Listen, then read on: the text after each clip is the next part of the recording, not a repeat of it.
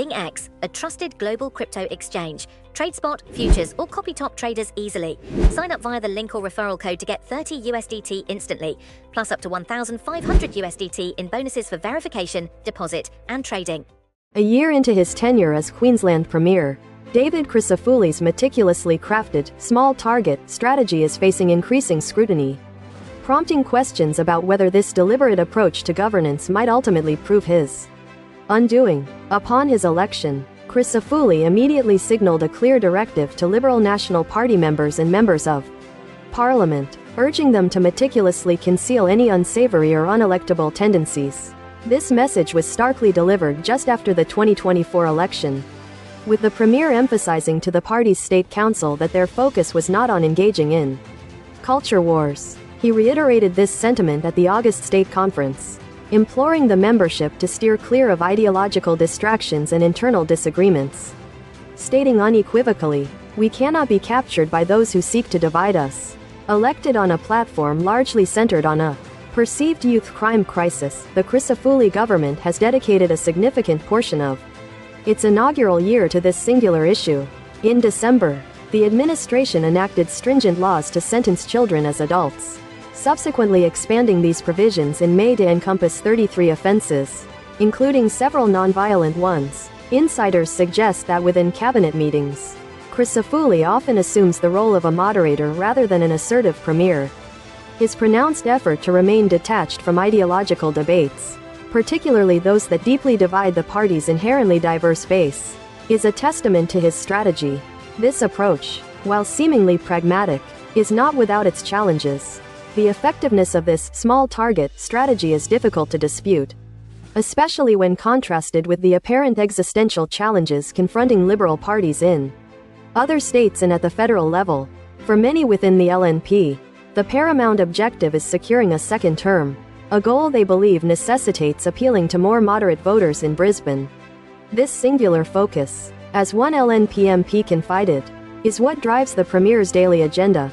On one hand, Crisafulli appears to have absorbed critical lessons from the tumultuous Newman era, a government elected on a moderate platform but ultimately beholden to a hard-right parliamentary party that had secured unexpected seats. Scott Emerson, a former transport minister under Newman, highlighted the importance of avoiding hasty actions and prioritizing public understanding. Emerson noted that elements of the current government's strategy seem directly informed by these hard-won insights from the Newman years. He acknowledged the potential criticism of a perceived lack of urgency but stressed the necessity of ensuring public awareness of a problem before proposing solutions. Queenslanders historically favor governments perceived as conservative, not necessarily in an ideological sense, but rather exhibiting a cautious approach to rapid reform, a sentiment echoed by the Goss government's early mantra of "don't scare the horses." Anastasia Palaszczuk, too, faced criticism in her early years for perceived inaction.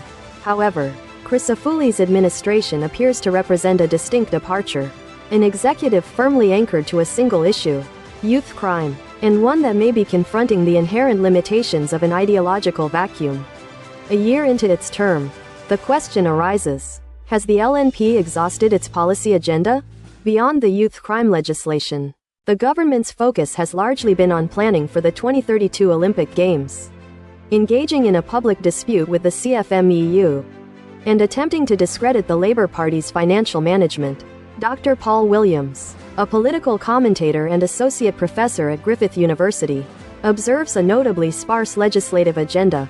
The notice paper for the upcoming parliamentary sitting lists only one government bill, a proposal concerning reforms to the Queensland Building and Construction Commission. Williams posits that an over-reliance on criticising the incumbent and maintaining a singular focus on crime leaves the government with little substantial policy to present, leading to a reliance on impressions rather than substantive policy. This, he argues, has resulted in an LNP administration that appears to be largely spinning its wheels. The government's youth crime legislation has drawn significant international condemnation, with the UN deeming it incompatible with fundamental child rights. Experts warn that without a broader agenda beyond the Olympics and youth crime, the government risks becoming overly susceptible to the vagaries of the media cycle, potentially becoming a one-term administration. Recent polling indicates a decline in LNP support within Brisbane and its suburbs, areas where they failed to make significant inroads despite a commanding election victory, predominantly built on success in regional Queensland. Logically, the government now faces two potential paths forward. The first involves consolidating its position by continuing to court moderate urban voters, a demographic alienated by the LNP's historically socially conservative elements in past elections. However, if polling continues to suggest difficulties in penetrating urban markets, the more probable course of action would be a strategic pivot to fortify the regional seats secured. In 2024, where voters tend to be more receptive to right-wing rhetoric, despite Crisafulli's efforts to suppress them, ideological divisions persist within the LNP.